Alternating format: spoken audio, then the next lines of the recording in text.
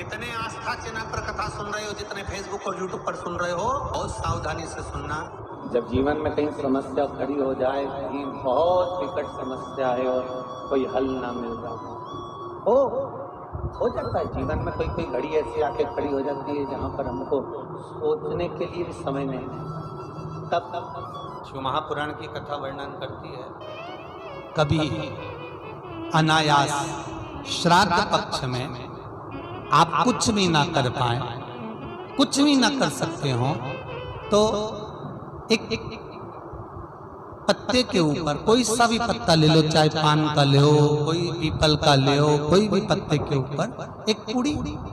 थोड़ा मीठा थोड़ा नमकीन रखकर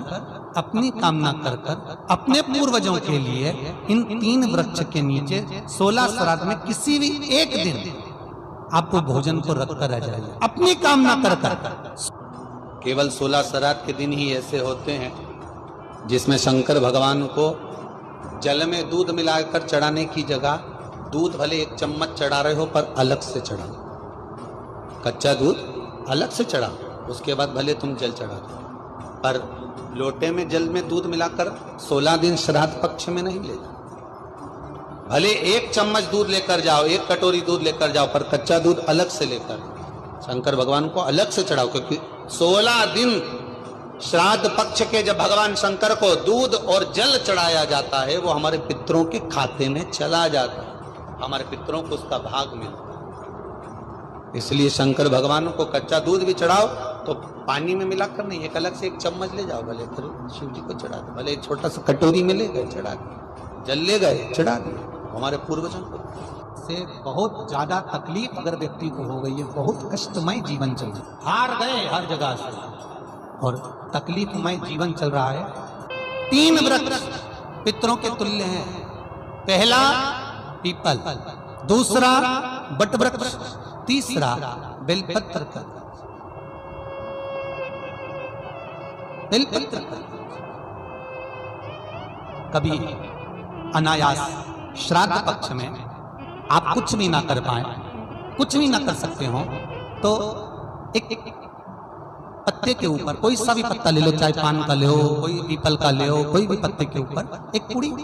थोड़ा मीठा थोड़ा नमकीन रखकर अपनी कामना कर कर अपने पूर्वजों के लिए इन 3 वृक्ष के नीचे 16 श्राद्ध में किसी भी एक दिन आपको भोजन को रखकर आ जाइए, अपनी कामना कर कर सुख का अनुभव होगा, पितरों को शांति मिलेगी। 3 वृक्ष पितरों के तुल्य हैं, 3 पक्षी पितरों के तुल्य हैं, कौवा, हंस और गरुड़। एक कौवा और एक श्वान कुत्ता, ये 2 ऐसे होते हैं जिनको 20 मिनट पहले, आधे घंटे पहले, 1 दिन पहले, 24 घंटे पहले, 48 घंटे पहले क्या होने वाला होता है, कौवे को और श्वान को भान हो जाता है। क्यों? क्योंकि ये यमलोक में जहां यमराज निवास करते हैं, श्वान और कौवा उस स्थान का भाग ग्रहण करते हैं और इनको ये ज्ञान पूर्व से यमराज से प्राप्त होता रहता है, पूर्ववान होता प्राप्त होता रहता है। एक कौवा एक श्वान, कोई घटना घटने वाली होती है तो कुत्ता रोने लगता है, कोई घटना घटने वाली होती है तो कौवा आकर बैठ जाता है, कोई आ रहा है तो कौवा आएगा, कोई भाव सूचक है तो कौवा आकर बैठेगा, दरवाजे पर कैसे उसका भी भान है, अटारी पर कौवा कहाँ बैठा है, दरवाजे पर कौवा कहाँ बैठा है, किस स्थान पर कौवा विराजमान है, उसका भी भाव हमारे शास्त्र में वर्णन है। 3 पक्ष, 3 वृक्ष पितरों के तुल्य हैं, पक्षियों में कौवा, हंस और गरुड़, ये पितरों के तुल्य, जो अधोगति में मर जाते हैं, जिनको पिंड नहीं मिलता, तर्पण नहीं होता, ब्राह्मण का भोज नहीं मिल पाता, जो मर जाते हैं, जिनका अंतिम संस्कार तक नहीं होता, जिनकी गति बिगड़ जाती है, ऐसे जीव कौवे के अंश में प्रकट होते हैं, जो पूर्ण फल लेकर जाते हैं। पितृलोक में जगह नहीं होती, बैकुंठ में जगह नहीं होती, कहीं अगर जगह नहीं है देवलोक में तो इनको कौवे के अंश में, गरुड़ के अंश में या हंस के अंश में डाल दिया जाता है। शनिवार के दिन जो पीपल के वृक्ष में सरसों के तेल का दीप लगाता है, उसको शनि कभी परेशान नहीं करता। श्री शिवाय नमस्तुभ्यम, सब बोलिए एक बार जमकर, श्री शिवाय नमस्तुभ्यम।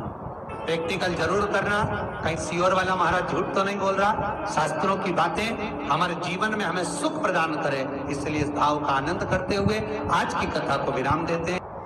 श्री शिवाय नमस्तुभ्यं दोस्तों, उम्मीद करती हूँ आज का वीडियो आपको पसंद आया रहेगा। ऐसी ही और जानकारी और पंडित जी के उपाय के लिए हमारे चैनल भक्ति सागर को सब्सक्राइब करें।